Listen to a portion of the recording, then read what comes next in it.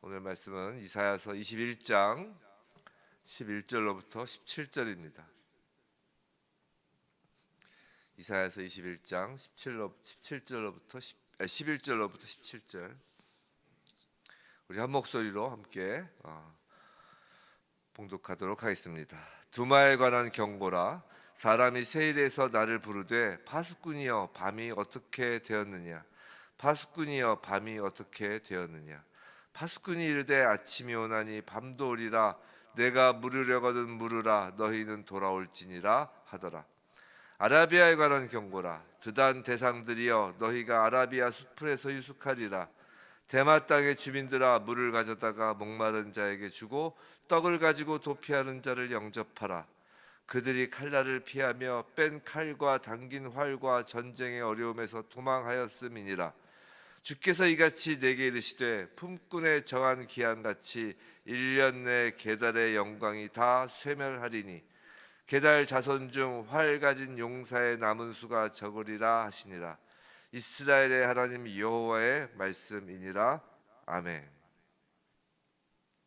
오늘 영접하라 라는 제목으로 이사야서 21장 11절로부터 17절 말씀을 받을 때 정말 영접하라 하는 이 하나님의 말씀이 우리에게 임하여 아멘으로 순종하며 정말 그리스도의 몸된 교회로서 이 하루 그리고 남은 삶들을 살아가길 주님의 이름으로 축원합니다. 아침에 시작할 때 컴퓨터가 안 켜져가지고 깜짝 놀랐어요. 그래서 좀 실갱이 좀 하다가 좀 정신이 없었습니다. 다른 건 아니었고 스위치를 안 켰더라고요. 스위치가 하나 더 있는 걸 몰랐어요. 컴퓨터에. 네, 그렇습니다. 자, 오늘 본문 11절 12절이에요. 11절 12절은 이 사해 남쪽에 위치한 이건 에돔 멸망에 대한 예언입니다.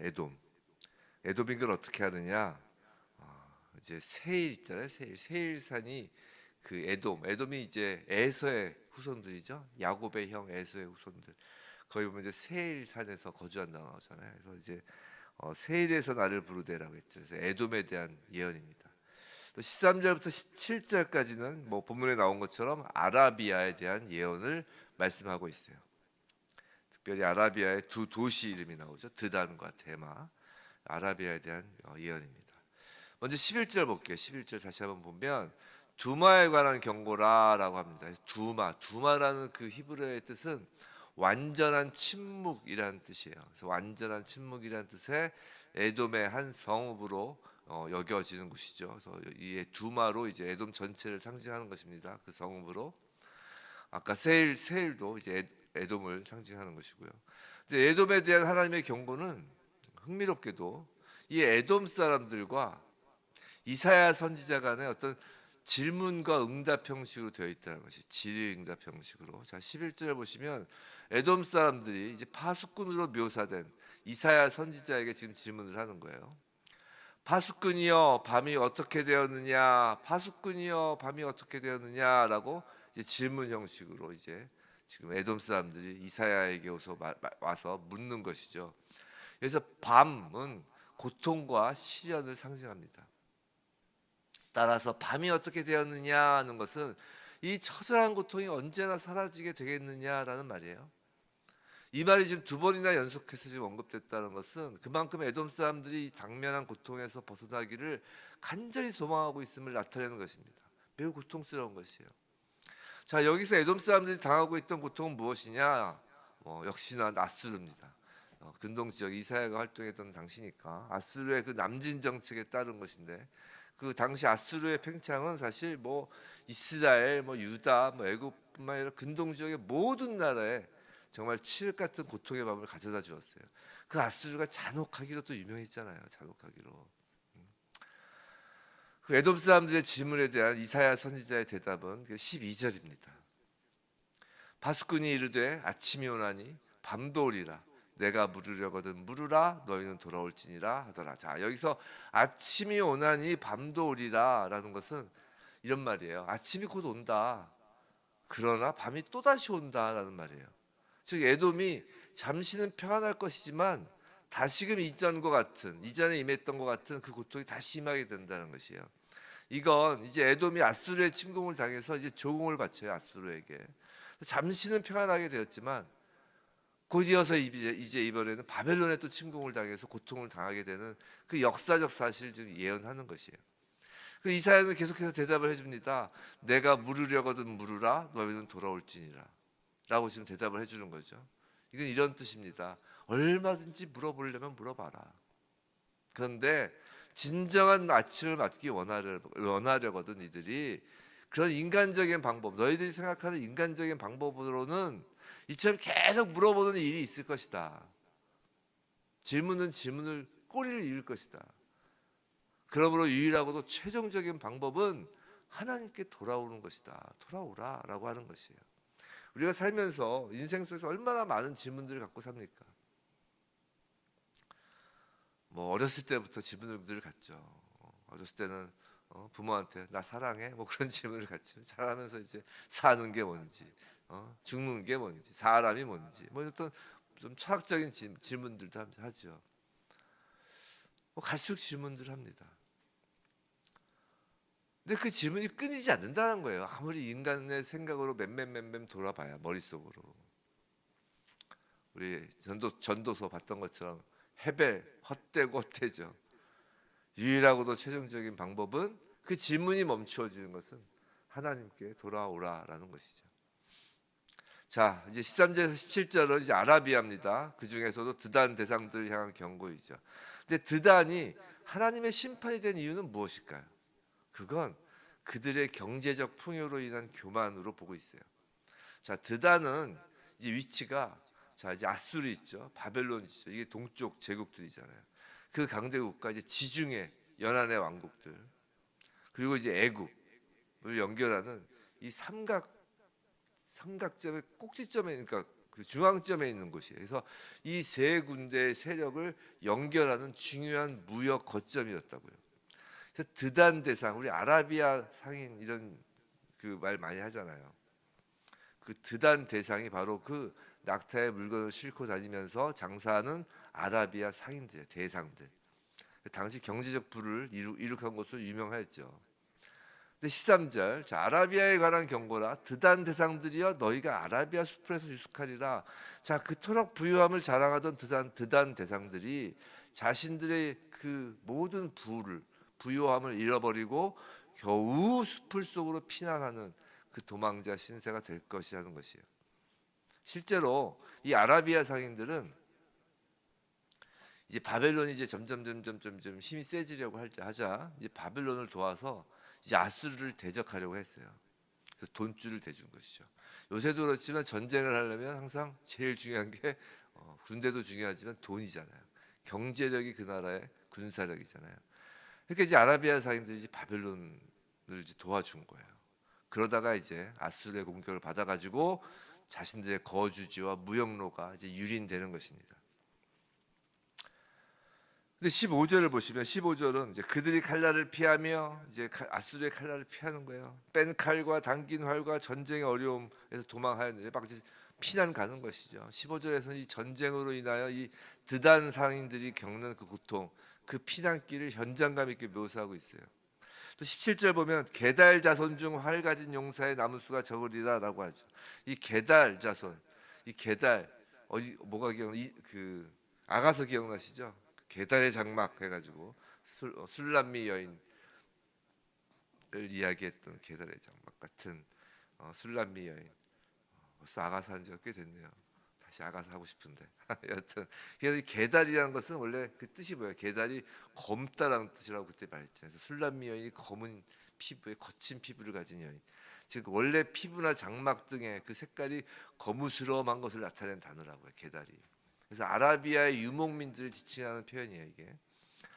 근데 아라비아의 유목민을 지칭하는 표현. 그래서 아라비아의 용사가 17절은 결국 아라비아의 용사들, 활 가진 용사들이 그 전쟁으로 그 아수르의 그 군대로 인해서 이제 남은 자가 거의 없을 정도로 패망할 것이다라고 예언을 하는 것이죠. 17절에서 하나님 여호와의 말씀이니라 이렇게 맺는 것은 반드시 이루어진다는 것이에요. 성도 여러분, 우리가 이 성경을 하나님의 말씀입니다, 하나님의 말씀입니다 그러면은 어떤 의미냐면 반드시 이루어진다는 것이에요. 하나님의 말씀입니다라는 건 반드시 이루어진다는 뜻이에요. 16절에서 그 반드시 이루어지는 것을 이렇게 또 표현하시죠. 주께서 이같이 내게 이르시되 품꾼의 정한 기한같이 1년 내에 계달의 영광이 다 쇠멸하리니 라고 합니다. 품꾼의 정한 기한이라고 해서 우리가 급료를 받고 고용되는 그 일꾼들은 딱 정해진 기한에 그 일하는 삭스를 받아야죠. 그 계약 기간이라는 것이 있잖아요. 그 일하는 기간이 정확히 정해진 것입니다. 그 월급 받는 품꾼들, 우리로 치면 이제 품꾼이라고 하니까 좀 그렇죠. 월급쟁이들 딱 그날에 월급이 나와야 되는 것이에요. 안 나오면 정말 그것만큼 힘든 게 없죠. 또 딱 정해진 기간만큼만 일하게 돼 있죠. 예를 들어 일용직 딱 끊고 기간만 일하게 돼 있죠. 이렇게 딱 기간이 정해진 것처럼 하나님께서 정하신 드단에 대한 심판은 반드시 일어난다는 것을 강조해요.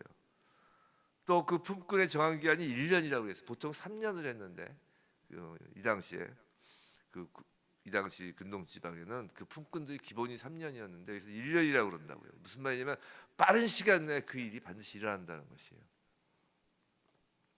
자, 그런데 오늘 설교 제목이 영접하라이죠. 이제부터 이제 주제를 말씀을 드린다는 것이에요. 자, 지금까지 보아온 지금 이사야서를 통해서 쭉 보아온 하나님의 그 심판에 대한 경고 예언으로서는 매우 독특한 하나님의 말씀이 오늘 본문에 있어요. 그건 14절입니다. 14절 제가 다시 한번 읽어드릴게요. 대마 땅의 주민들아 물을 가져다가 목마른 자에게 주고 떡을 가지고 도피하는 자를 영접하라. 자, 대마도 이제 아라비아의 한 성읍이에요. 근데 드단보다는 아수르에서 더 멀리 떨어져 있는 그 성읍이에요. 그래서 아수르의 공격을 피하여 이제 도피하는 자들의 이제 경유지인 것입니다. 우리나라 그 6.25 전쟁으로 치면 피난민들이 모여 있는 곳이 어디였어요? 부산, 경상남도 그쪽이었죠. 그런 피난자들이 이렇게 도피하는 경유지, 그들이 모여 있는 곳이에요.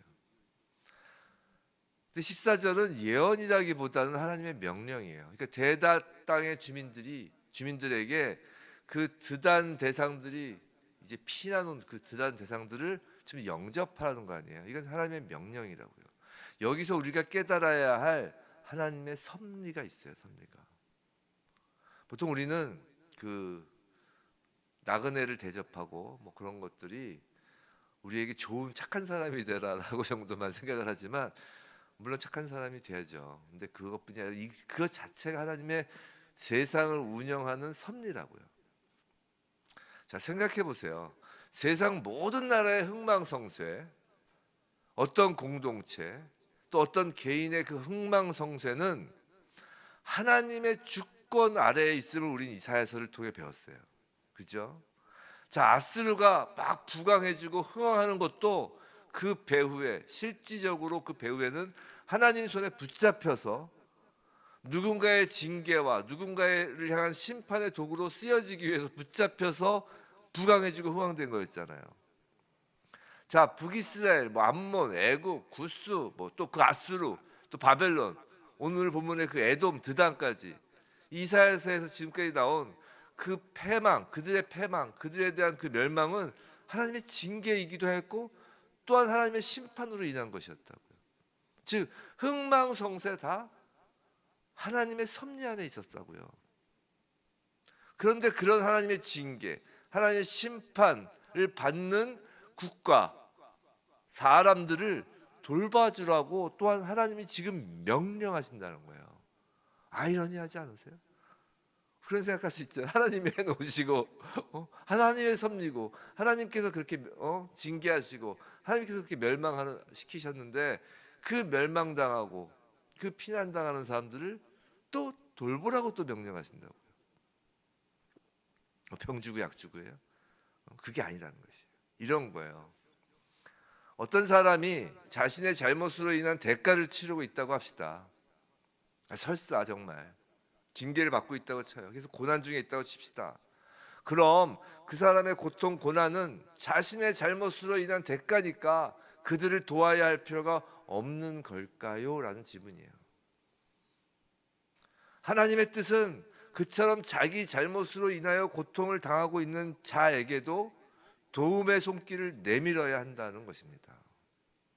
뭐 크게는 국가적인 잘못으로 인하여 하나님의 심판을 받아 고난을 당하는 경우이든 작게는 개인적인 잘못으로 인하여 하나님의 징계를 받아 고난을 당하는 경우이든 고난을 당하는 자들에게 물과 떡을 마련하여 그들을 영접하라는 것이에요.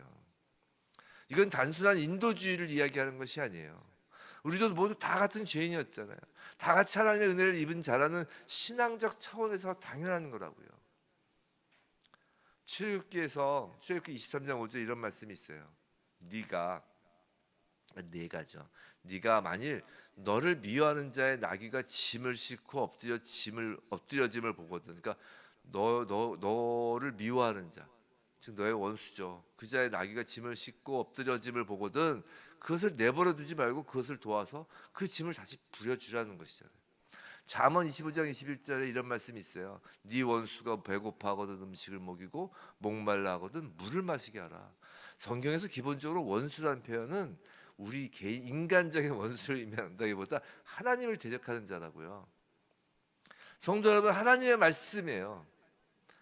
반드시 지켜져야 되고 이루어져야 되는 하나님의 섭리라고요. 성도 여러분, 징계와 심판은 하나님의 영역이에요.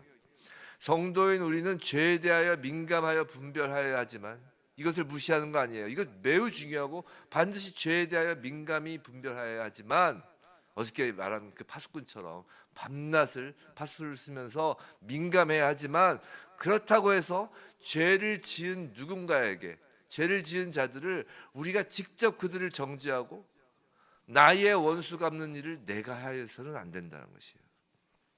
그것이 하나님의 섭리예요. 성도 여러분, 하나님은 선과 악, 의인과 죄인을 모두 하나님의 섭리와 계획 아래에 두시고 전 우주를 경영하시는 거라고요. 그래서 제가 자주 말씀드리잖아요. 하나님이 한 링 위에 하나님 올라가시고 사단 올라가고 그래서 하나님과 사단이 이 권투시합하는 게 아니라고요. 하나님을 그렇게 이렇게 낮춰보면 안 된다. 하나님을 거의 멸시하는 거예요. 오히려 그런 이원론은 그게 아니라 하나님은 선이든 악이든 물론 하나님은 선이신데 악조차도 하나님의 섭리와 계획 아래 두고 계신 거라고요. 하나님이 링 위에서 이렇게 아까 1대1로 다이다이 싸우시는 게 아니라 자, 하나님은 누군가를 그래서 심판의 도구로 사용하기도 하지만 절대 잊어서는 안 될 것은 자비의 도구, 은혜의 도구로도 누군가를 사용하신다는 것이에요. 그렇게 하나님은 우주를 경영하세요. 하나님은 지금 이 세상에도 죄인의 도피성을 두셨다고요. 예수 그리스도의 몸된 교회가 바로 그 도피성이라고요.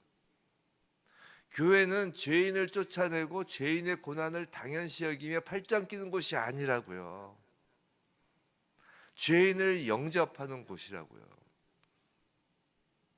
예수 그리스도께서 십자가에서 두 팔 벌리고 죄인을 맞이하셨기 때문에 우리가 영접되어졌던 것처럼 말이죠. 사실 우리가 예수님을 영접하냐고 보통 그렇게 많이 물어보잖아요. 예수님을 영접하셨습니까? 하지만 실질적으로 예수님이 우리를 맞이하신 거죠. 성도 여러분, 복수의 칼날, 정죄와 심판의 칼날이 지금 세차게 돌고 있는 지금 이 시대에 과연 교회는 어떠해야 할지 생각하게 됩니다. 다시 말씀드리지만 죄에 대한 분별력은 반드시 필요해요. 그렇기에 하나님의 그 심판 경고를 어제 본 본문처럼 그 파수꾼 이사야처럼 외치고 파수꾼이 되어 하나님께 돌아오라고 부르짖어야 하는 것이에요. 어제 오늘 본문처럼 그 두마에 대해서 이사야가 돌아오라 라고 이야기하잖아요. 그렇게 부르짖어야 되는 게 맞아요. 죄에 대한 분별력, 그 민감함을 가지고. 그러나 동시에 우리는 죄인을 영접하라는 하나님의 명령을 들을 귀를 열어두어야 한다고요. 주먹을 쥐고 흔드는 손이 아니라 영접하기 위하여 펴진 손을 가져야 한다고요. 원수에게 음식을 먹이고 물을 마시게 하는 일은 참으로 어려운 일이에요. 어려워요. 왜 어렵냐면 이 악한 마음과 양립될 수 없는 선한 마음이기 때문이에요. 우리 안에 그 마음이 다 있는 거예요. 악한 마음이. 요새 그 가자 지구 있는 그 난민들을 지금 그 아세요? 그 최근에 트럼프가 가자죽을 미국이 먹겠다. 내가 그걸 차지하겠다. 그래서 그럼 그 가자죽에 있는 팔레스타인을 요르단에 데리고 가라. 애굽에 데리고 가라. 사우디아라비아에 데리고 가라. 그렇게 한다는 거 아니에요. 싫다 그러는 거 아니에요. 같은 애굽어를 쓰는 사람들이에요. 싫다고.